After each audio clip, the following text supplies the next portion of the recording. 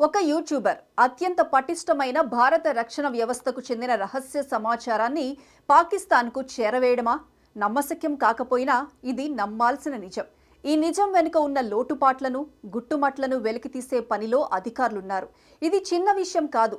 భారత రక్షణ వ్యవస్థలోని రహస్యాలను మన దేశంలో కీలక స్థానాల్లో ఉన్న వ్యక్తులు శత్రు దేశాలకు చేరవేస్తున్నట్లు సినిమాల్లో చూపిస్తే అరే సినిమా వాళ్ళు ఇలా తీసేస్తారు గాని నిజంగా జరుగుతుందా అనుకుంటాం. కానీ జరిగింది. మన రక్షణ వ్యవస్థ ఎంత పటిష్టంగా ఉంటుంది? అసాధ్యం అనుకుంటాం కదా.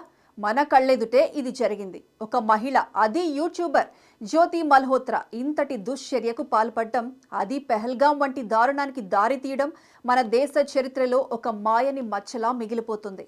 అంతేనా మన రక్షణ భద్రతా వ్యవస్థల ఘోర వైఫల్యం?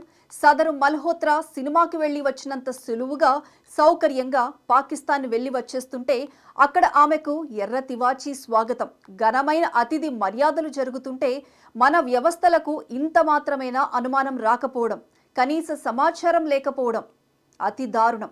ఇదేదో ఇప్పుడు మొదలైన కథ కాదు. ఇప్పటికే జ్యోతి మల్హోత్రా పలుమార్లు పాకిస్తాన్ వెళ్లి వచ్చింది. పాకిస్తాన్ పర్యటనల పర్యవసానంగా ఆమెకు పొరుగు దేశం ప్రభుత్వంలోని కొందరు పెద్దవారితో సన్నిహిత సంబంధాలు ఏర్పడ్డాయి.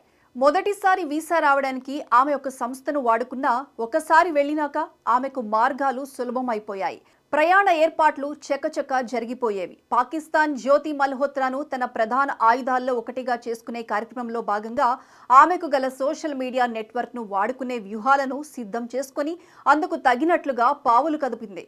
ఇంకా లోతుకు వెళ్తే ఎన్ని వివరాలు బయటకు వస్తాయో. ఇవన్నీ తేలే ముందు ఇక్కడ దేశీయంగా జ్యోతి మల్హోత్రాకి సహకరిస్తున్న వారెవరు, వారు ఏ విభాగంలో ఎంతటి స్థాయిలో ఉన్నారన్నది గట్టిగా ఆరా తీయాల్సి ఉంది.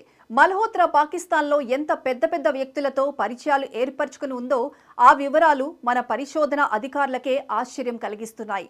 పాకిస్తాన్లో ఒక ముఖ్యమైన ఇఫ్తార్ విందుకు ఆమెకు ప్రత్యేక ఆహ్వానం అందటం, ఆమె వెళ్లడం విస్మయం కలిగించే విషయాలు.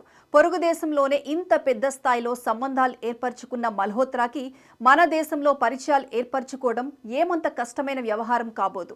అందున ఆమె యూట్యూబ్లో 3.85 లక్షల మంది వీక్షకులున్న ఆధునిక సెలబ్రిటీ.